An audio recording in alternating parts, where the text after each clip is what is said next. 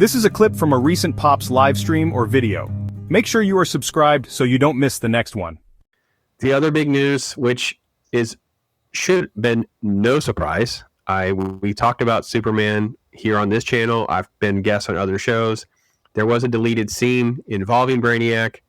It is official. Brainiac is going to be a villain in Man of Tomorrow 2. Nick Holt's Lex Luthor is going to be teaming up with Brainiac. I don't know that we're getting really a lot of new information per se.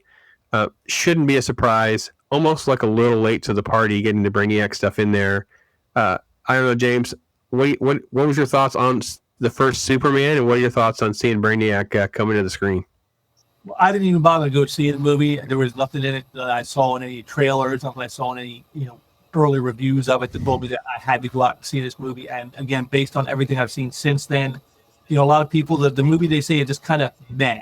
And so I don't feel like I've missed out on anything. So like this does nothing to make me think, oh, I should go out and see that movie now so I could catch up and see what this is. There's nothing they're producing, I think, over there right now that has me excited for a superhero movie, which again, considering the comic geek that I am, you would think I'd be the one championing all this and be chomping at the bit wanting to see this stuff. But it's just like they've so denigrated and degraded the concept of what the heroes are supposed to be, and they don't seem to understand, how to properly portray the characters, that it's kind of killed my interest in going to any kind of films about them. It's like, they can't even get them right in the comics, so why would I want to spend, $25, getting some popcorn and a soda and a ticket to go see them do the same thing on a big screen? So yeah, this does absolutely nothing for me. I have no real interest. There's no real fire for me to go, wow, I got to see this. And again, Brainiac, just another character for them to screw up, I guess, is all I see it as.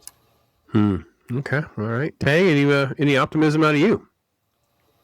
Yeah, I'm trying to be as optimistic as I can. As I was being raised as a DC kid, it's really hard that they can't do justice, no pun intended, to these characters.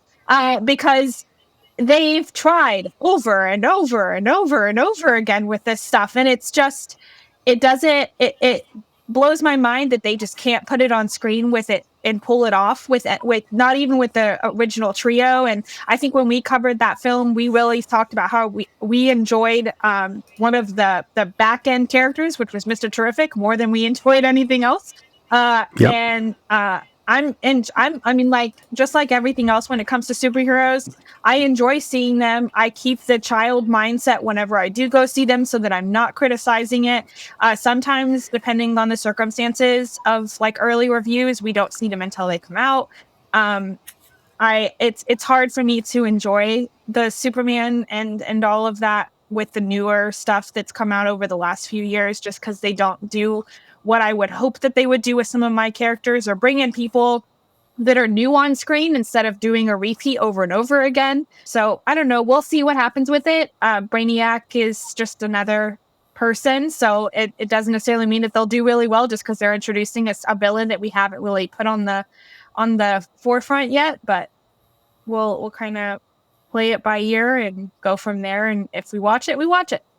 Well, if you remember what I said I don't understand why they cut the scene. Like Brainiac, it being revealed in a Stinger scene that he actually manipulates this message that changed the entire essence of the movie. Like, it made so many people mad, was that the message from his parents is like making it seem like go to Earth and dominate these weak humans, which nothing makes any sense. Like, it makes no sense whatsoever in the Superman lore that'd be the thing.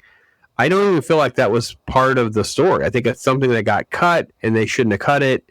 And he just kicked it to this movie, and we're going to find out Brainiac did this.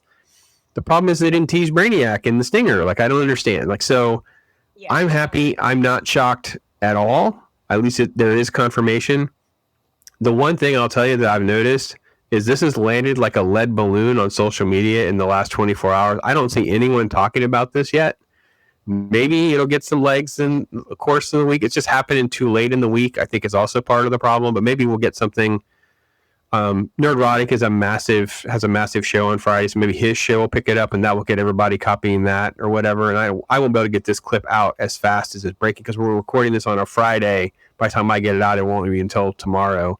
So yeah, I don't know. I think I'm with James, and obviously Taylor. I talked about it, and I've talked to other people that I just feel like James Gunn was never a good fit for Superman. I don't have a problem with him. Let's say he's going to coordinate some things with other DC people, but we can't get out of their own way, man. They just don't. They don't want to adapt to decent stories, and I don't see anything in Brainiac's historical presence in Superman lore that they would adapt. So who knows what we're going to get? But it is confirmed, and you heard it if you were catching this. It was recorded before most people were talking about it, just so people know. So I hope you enjoyed that. Thanks for watching. Thank you for tuning